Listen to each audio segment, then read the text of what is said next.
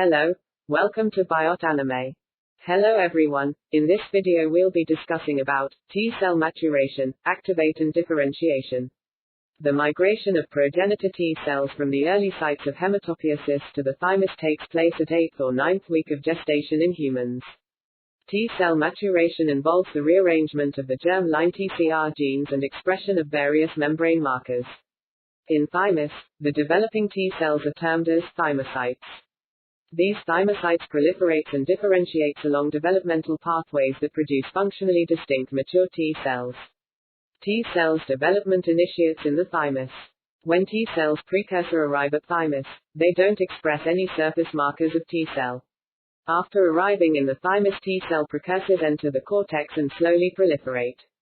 The thymocytes in the early development lack detectable CD4 and CD8, and are called as double negative cells. The double negative cells can be subdivided into 4 subsets, characterized by the presence or absence of cell surface molecules, such as c-KIT, the receptor for stem cell growth factors. CD44, an adhesion molecule. CD25, is the alpha chain of the IL-2 receptor. Once the DN1 cells encounter the thymic environment, they begin to proliferate and express CD25, becoming c-KIT+, CD44 high and CD25+. These cells are called DN2 cells. During the critical DN2 stage of development, rearrangement of the genes for the TCR, gamma, delta and beta chain begins. As cells progress to DN3, the expression of both c-KIT and CD44 is turned off and TCR gamma, TCR delta and TCR beta rearrangement progresses. Cells destined to become gamma delta T cell diverge at transition between DN2 and DN3 and become mature. DN3 cells, then halt proliferation and protein products of TR-beta rearrangement occur. The newly synthesized beta chain combine with glycoprotein known as the pre-T-cell receptor, or pre-TCR. The formation of pre-TCR activates the signal transduction pathway, that will make the cell to have productive TCR-beta chain rearrangement and signals its further proliferation and maturation. It suppresses further rearrangement of TCR beta chain, which results in the allelic exclusion. It makes the cell capable for rearrangement of the TCR alpha chain. It induces developmental progression to CD4+ and CD8+ double positive state. After beta chain rearrangement is completed, the DN3 cells quickly progress to DN4. The level of CD25 falls and both CD4 and CD8 co-receptors are expressed. Thus, double positive stage is a period of rapid proliferation. The rearrangement of alpha chain gene occur after thymocytes stops proliferating and RAG2 protein level increases.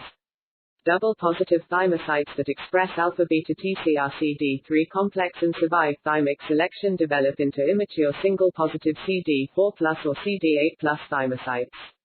These single positive cells undergo additional negative selection and migrate from cortex to medulla, where they pass from the thymus into the circulatory system. Positive selection. Positive selection occurs in the cortical region of thymus. It involves the interaction of immature thymocytes with cortical epithelial cells. This interaction allows the immature thymocytes to receive a protective signal. This signal prevents them from undergoing cell death. Cells whose receptors are not able to bind MHC molecules would not encounter with the thymic epithelial cells, and as a result it would not receive the protective signal, resulting the death by apoptosis. This results in MHC restriction. Negative selection. The population of MHC-restricted thymocyte that survive positive selection includes cells with receptors having a range of affinities from low to high for self-antigen presented by self-MHC molecule. Thymocytes with high affinity receptors are weeded out during negative selection via an interaction with thymic stomal cells. In case of negative selection, dendritic cells and macrophages having class 1 and class 2 MHC molecules interact with thymocyte bearing high affinity receptors for self-MHC molecule alone. Cells that undergo negative selection are observed to undergo death by apoptosis. Tolerance to self-antigens encountered in thymus achieved by eliminating T cells that are reactive to these antigens. T-cell differentiation. CD4+ and CD8+ T cells leave the thymus and enters the circulation as resting cells in the G0 stage of cells. The naive T cells are characterized by condensed chromatic, very little cytoplasm, and little transcriptional activity. Naive T cells continually reticulate between the blood and the lymph system. It'll pass through secondary lymphoid organs or tissues such as lymph nodes. If naive T cell does not encounter antigen in a lymph node, it exits through the efferent lymphatics, ultimately draining into the thoracic duct and rejoining the blood. If naive T cell recognize an antigen MHC complex on an appropriate antigen cell or target cell, it will be activated, initiating a primary response. About 48 hours after activation, the naive T cells enlarges into a blast cell and begins undergoing repeated rounds of cell division. A co-stimulatory signal is induced by the CD28B7 interaction, which increases the half-life of the IL-2 mRNA.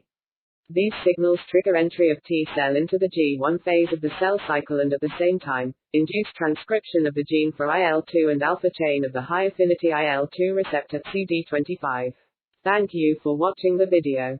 For more videos, please subscribe to this channel and press bell icon.